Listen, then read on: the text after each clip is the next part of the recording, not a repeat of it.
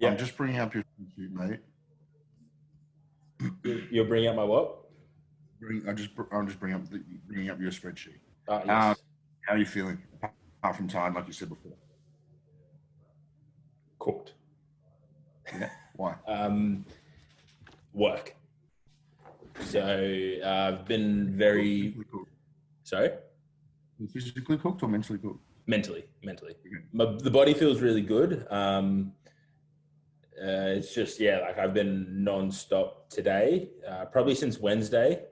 Yeah. Is like, that's when the body started to feel really good with deloading and everything. And the physically, I could start to feel alive again, like my body is ready to go. Had Paul yesterday, which, we all know how good Paul is. Yeah. And I had another, so we've just had a new chiro start here at the gym, sports chiro.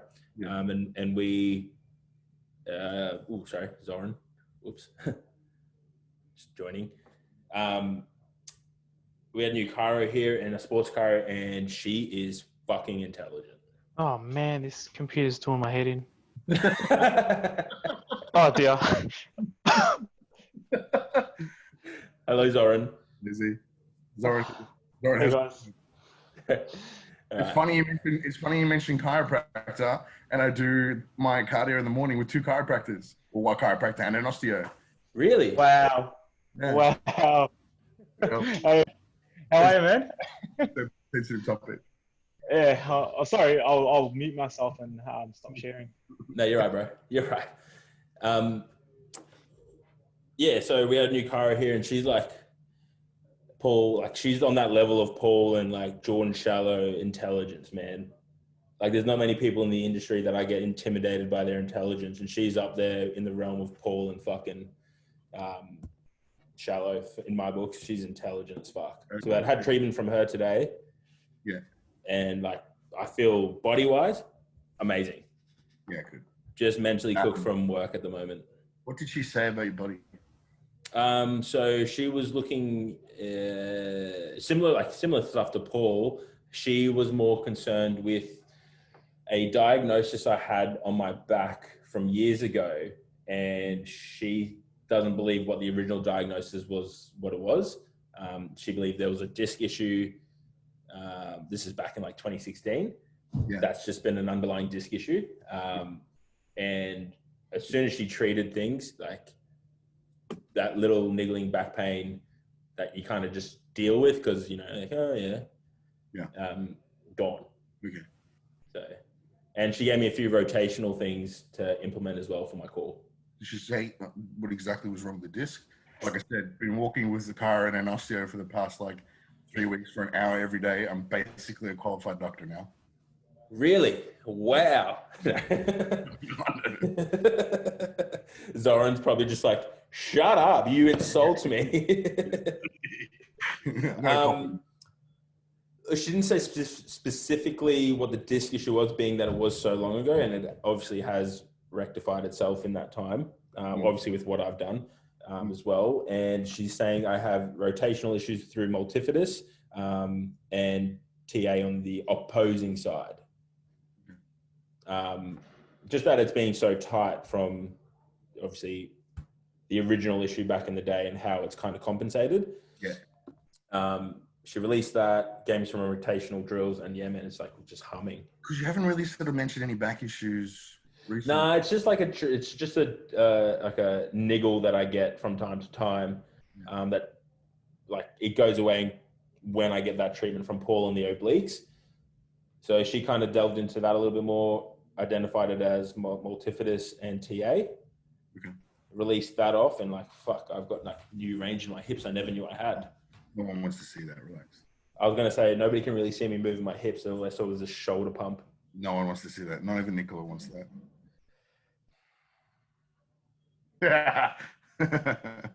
Okay, cool. And did you mention anything about the hip at all? Just that it was like tight, and agreed with what Paul said. A little bit of psoas strengthening work as well. Okay, no problem. Can you just come a little bit closer to the camera so I can see? Take your glasses off. All right. Okay, you look good. Thank you. Thanks. Each week, Like last week, you looked inflamed. Mm. This week, you look obviously with the physical deload, you look less inflamed. So pretty good. That's obviously a good thing. I'm trying to find your deadlift on the on your. Is it on the gram? Are you looking at there? Yeah. Yeah, I'm not on the gram. They're not on the gram. Of zero use. I sent them to you. Yeah, but like, how many videos do you send me a day, mate? Not that many this week, so they shouldn't be that far behind. That's actually a fair point. The deadlifts were the first thing obviously I need to talk about is obviously the deadlifts. Yeah. 227 for sort of 4. 4, yep. That's a PB. Yeah. It's definitely a rep PR. My best is 230 for triples. So 227 for 4, and like if you put 230 on there, I could have done it for 4. I could have done that for 5, but I know we spoke about like that was last heavy session to that deload, and I just couldn't go to a level like of absolute intensity. Sorry. So I'm really happy with how it moved, and like as we were talking about in the last episode, I was just simmering. Yeah, and that's the idea. Because I literally have this. One of the most common conversations that I obviously have is, for whatever it is it's always about headspace, and it's always about the about deloads. And people having conversations, particularly with themselves, and then obviously relaying that conversation with myself, going, I feel like I had a couple more. If I could have just done X, Y, Z. I don't know. Like, could we have done 5? Yes. Is this the right time to go to 5? To have done 5 and push it to like 11? No. Right?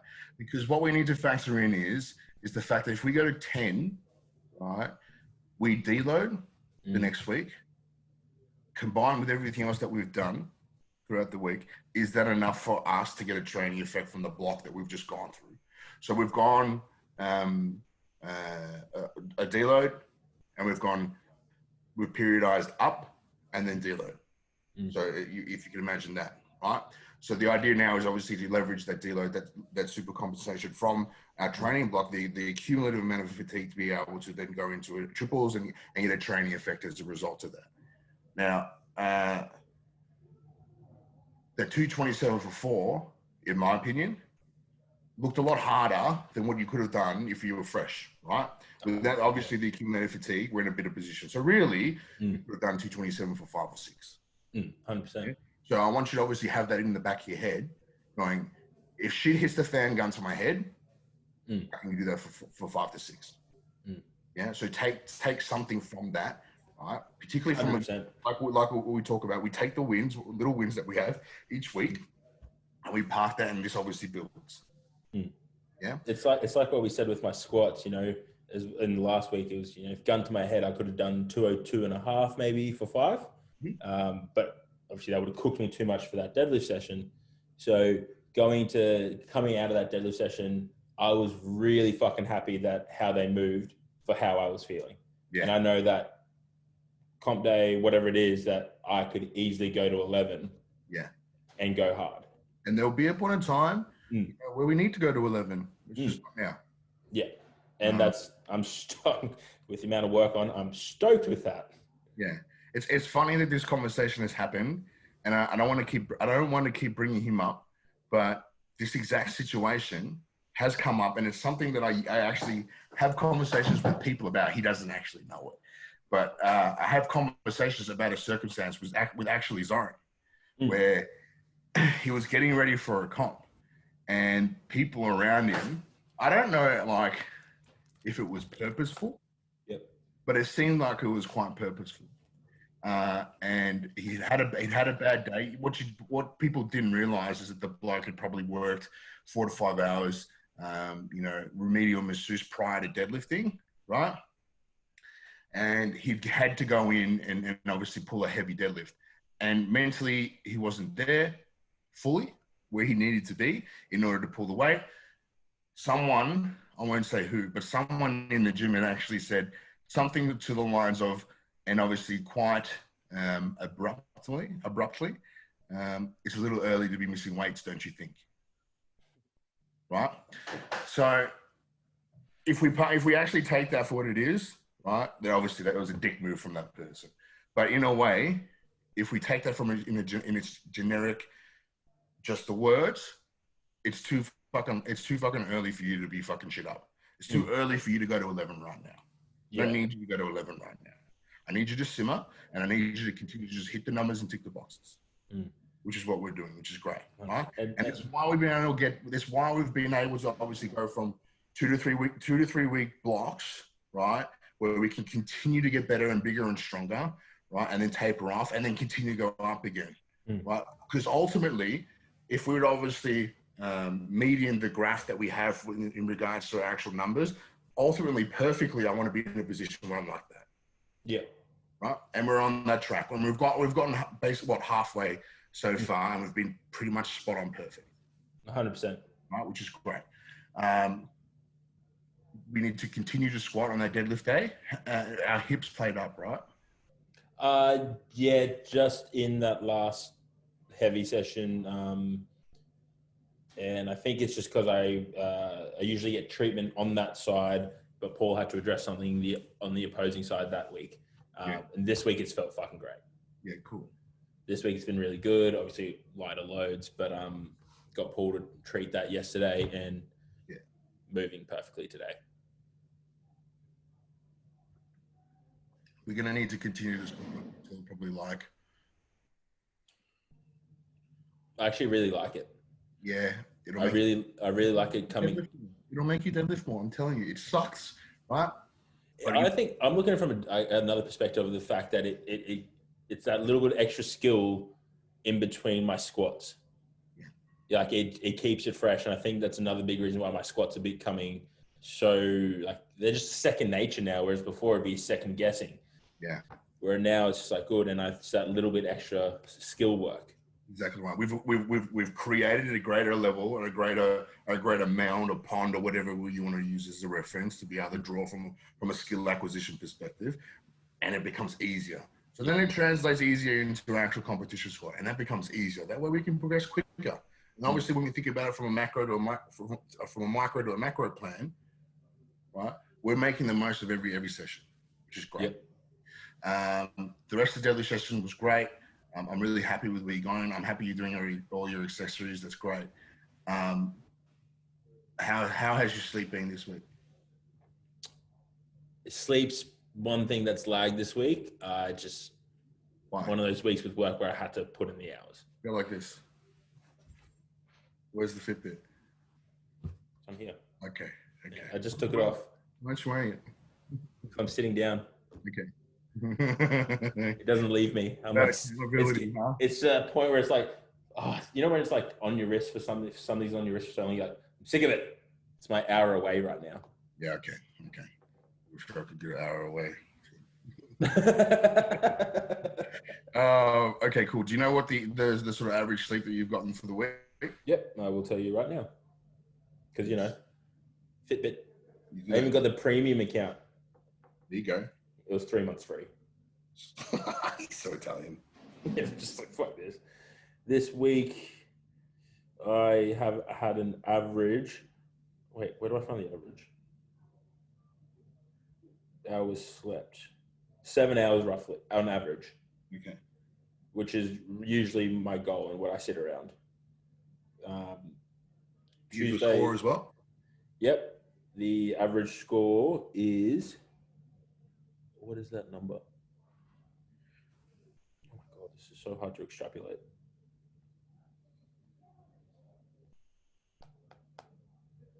Oh, 84, which is good. Yeah, that's very good.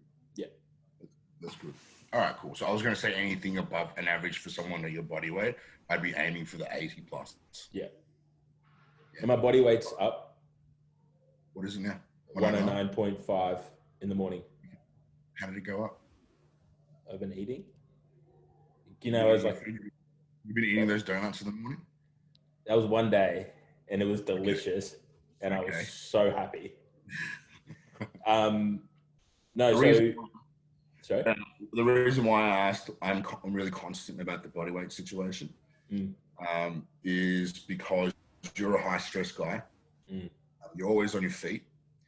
And because of those, particularly those two variables, it's very, very easy for you, obviously, like you're naturally ecto, so it's very, very easy for you to lose body weight really quick. Right? If our body weight is continuing to be steady, we're great, right? Because we're in a deload right now, I'm expecting that the body weight was going to go up because obviously there's less work going on, there's less activity. So do you know how many steps you sort of roughly done as an average this week? Oh, not on average, but actually, maybe I can check. Like today, I remember one day around 20,000, which is a fuck ton. Yeah, so Tuesday was 17,000. Yeah. Wednesday was 12,000. Thursday was 12,000. Today's 14,000. Okay, cool. So it's and then the conversations. Sorry? Yeah. No, what did you say? No, I was just about to say it's the conversations that we need to continue to have with Leah around your nutrition, particularly now because it's beginning to get to real sort of critical phases, right? Yeah. From about like 4 weeks out, it's like 6 weeks out, 8 weeks out, we're critical right now. So from eight to about 4 weeks, we need to be money. I think we are 1, 2, 3, 4, 5, 6, 7, 8 training weeks. Oh no, 7 training weeks and a deload. Well, what I wanted to do, particularly for yourself, again, taking into account those variables, is probably a shorter peak. Yeah. Right.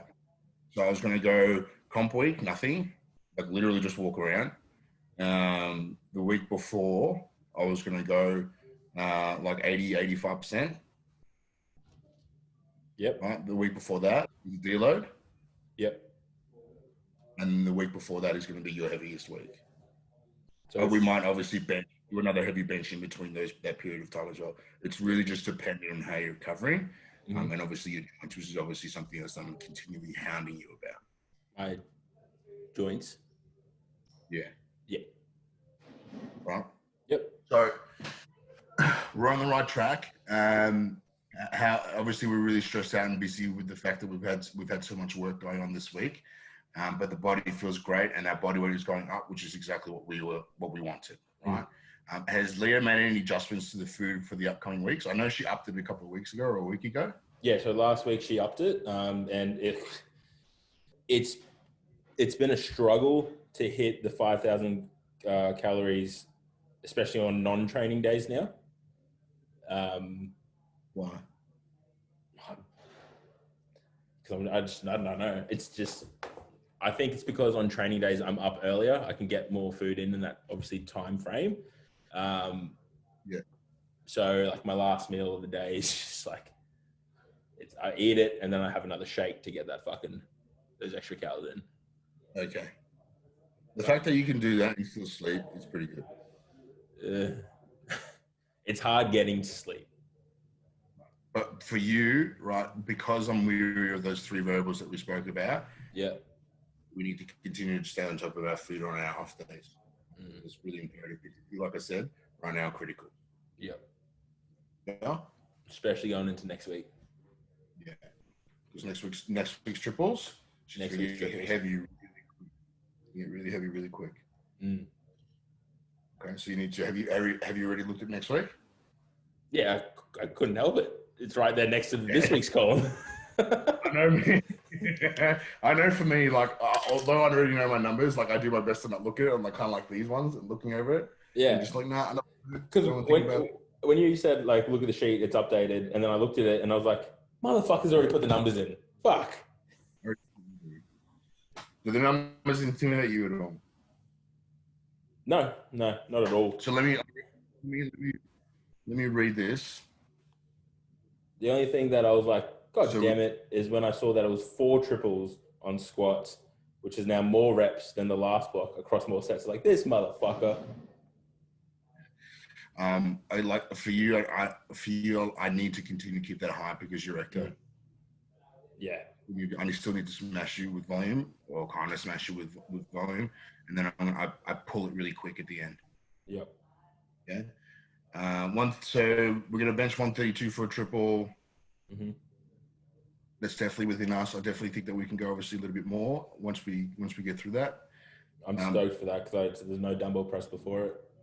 Yeah. Obviously, the weeks before that, we were pretty fatiguing with the dumbbell press. 4x3 on 207. That should be pretty cruisy.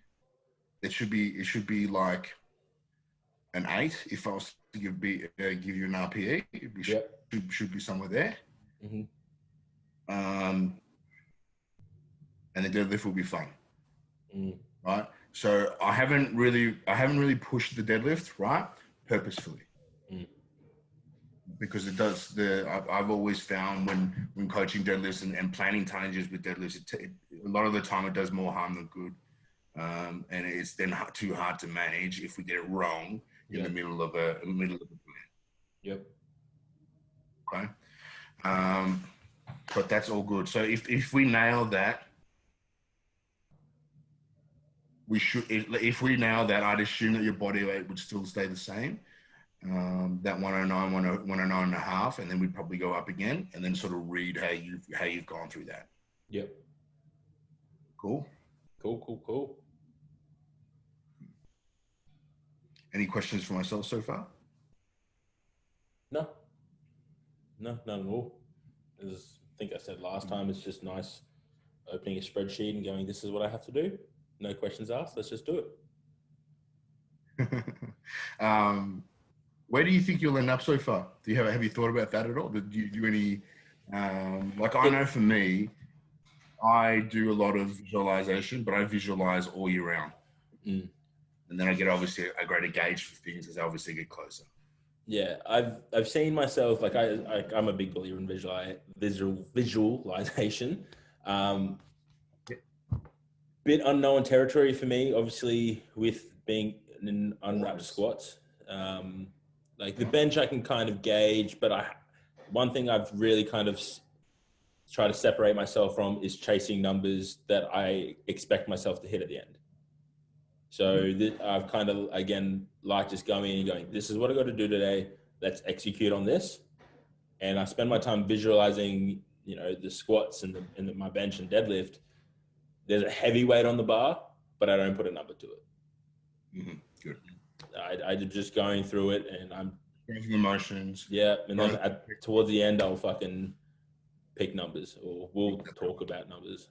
Exactly right. What did I want to say? I'm amazing. I'm amazing. I would say we are obviously in territory where you haven't been before. It's at the point now, because we're lucky enough that we're in the stage that where we're at, and we're as healthy as we're at, to be conscious and be aware of how our body reacts in these situations. Particularly now that we're going to triples and things like that, I need to be obviously fully across, like hydration and your joints and things like that, right? And obviously future opportunities to obviously work with each other will provide a standing board for us to be able to go, okay, we got to this point, we got to 6 weeks out, 8 weeks out, and my body went to shit. Why? And this is why I fucking track everything. Right? Cool. Okay. Now, the last thing that I need to go through is, just give me a second. Yeah, I did.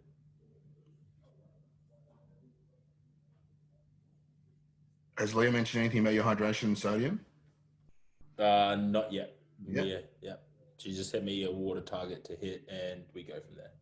What was it? 4 or 5 liters? Yep. 4 liters minimum. 4 liters minimum. Yep. Sodium and potassium, I'm sure that'll be coming more into play later on. Okay, cool. No problem. One thing I did have to ask you is around your sleeves. How tight are the sleeves right now? They're getting tighter. They were comfortable at the start of the prep, and now they're like really starting to get almost like to the point where I'm like, oh, maybe I need another size. Yeah. The reason I asked that is because I knew it would eventually get uncomfortable because of number one, the body weight, and obviously we're gonna be growing. Yeah. Let them stretch because they have a lot to give. You look at, what was it, like Ray Williams was wearing larges or mediums or something like that, and he's got bigger fucker wheels than me. So Jesus. yeah, so what I would just continue to be wary of the fact that as you continue to put on body weights, it's going to slightly change your mechanics, and just be aware of that. Okay. And so if you get to a point where not that you've had this yet, but we may get to that in the next sort of 4 weeks. If you get to a point where your mechanics kind of begin to change, or you don't hit depth, right? Just be conscious. Just punch it a little bit. Just that last bit in the hole. Just punch it and come out. You'll be right. And just make sure you continue to open. Yep. Yeah. But other than that, because it's a deload, I'm just really sort of more conscious about your recovery, how you're feeling, inflammation, all that sort of stuff. So you're in a good space.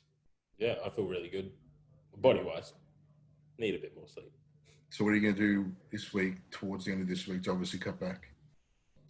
Well, I've got I got a full day of work tomorrow, Yeah. and then I've got there's a novice comp here on Sunday. Yeah. And then I take Mondays off now. Okay. So I sleep a little bit more on a Monday morning, do a bit of online work, chill out, eat food, then I go bench. Okay. Otherwise, I'll be working 7 days a week for the next 3 months. Okay. All right, cool. Was there any questions on your Q&A? Yes. Yes. I actually got a few good questions. Okay. Right.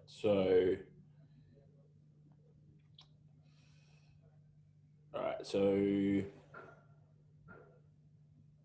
the first question was from Lockie, who just joined us on this Zoom call. Sorry. He said, dads and being on PEDs, ?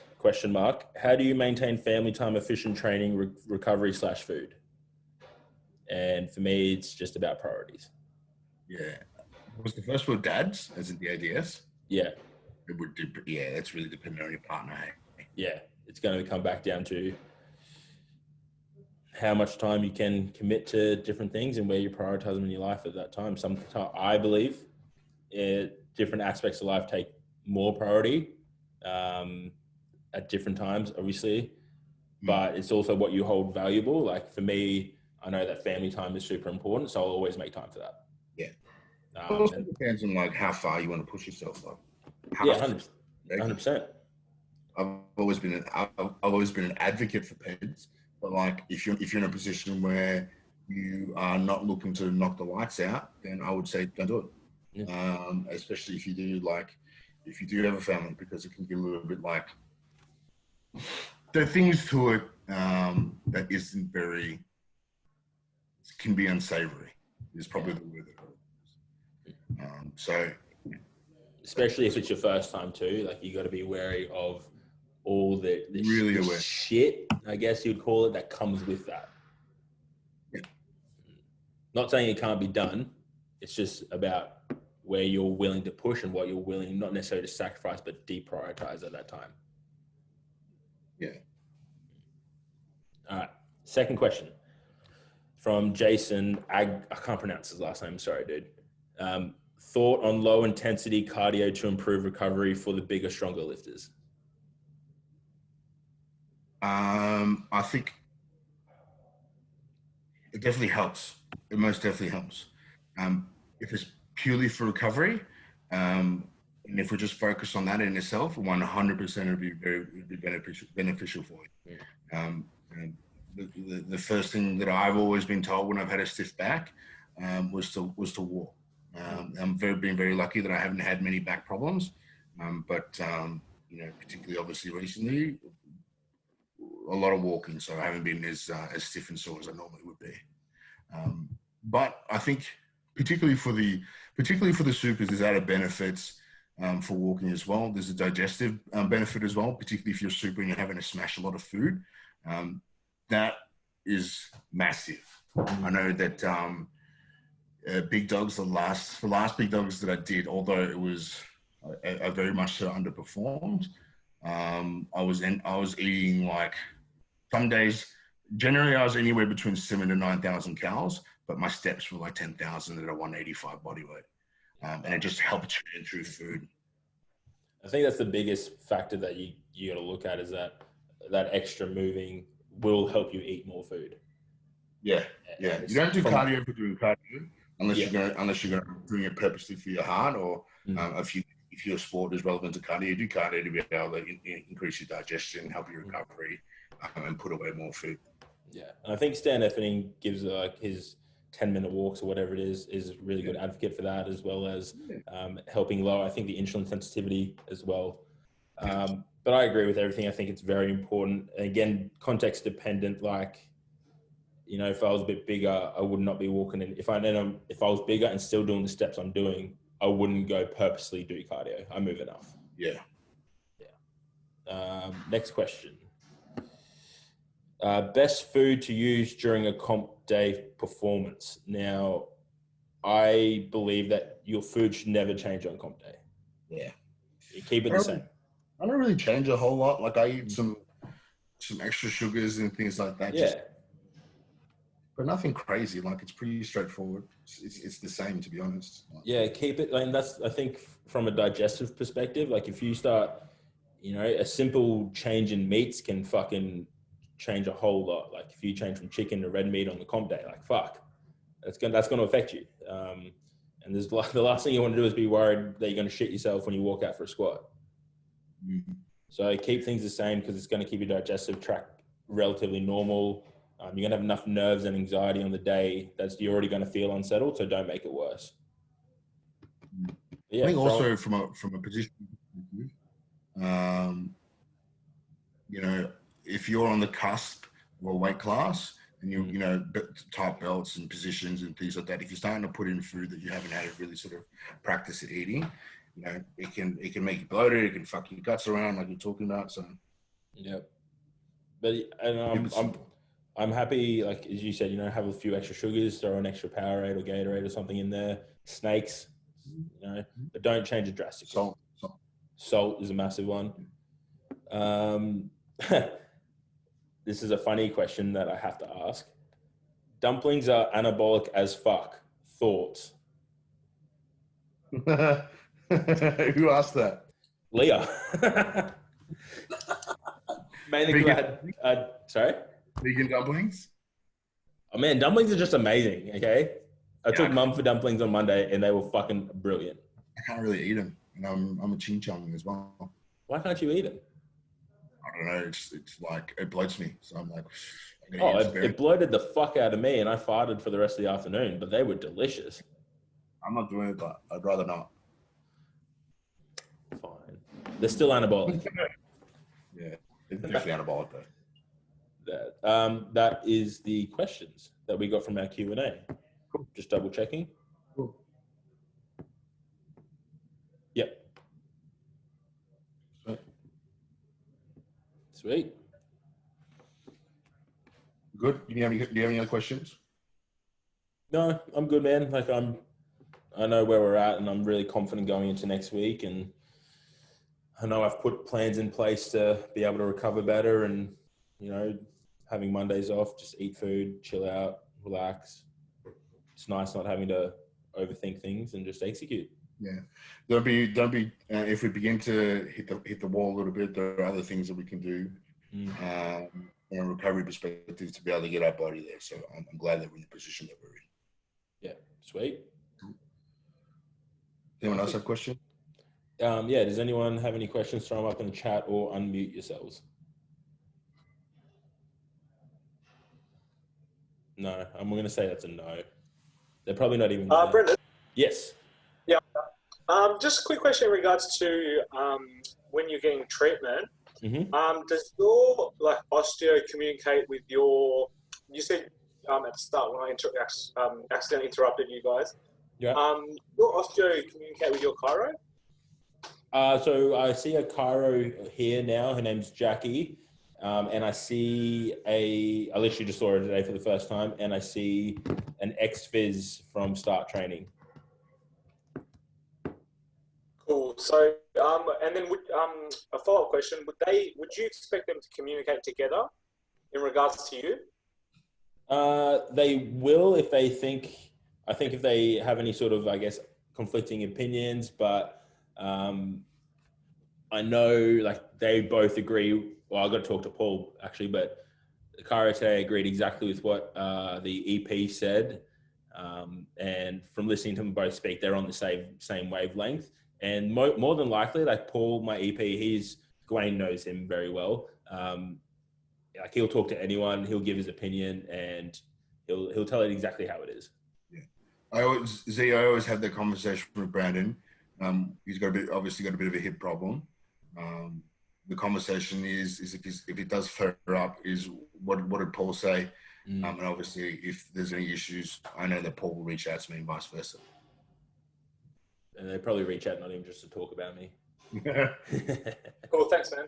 No worries, man. But I think it's very important for any like therapist to communicate either with the coach, with the athlete. There's got to be some communication. There's got to be something somewhere where everyone's on the same page. Otherwise, it just doesn't work. Sweet. If anyone has any other questions, we'll hang out for another couple of minutes before we wrap up and look at Gawain's awesome haircut. Don't smile. Don't smile.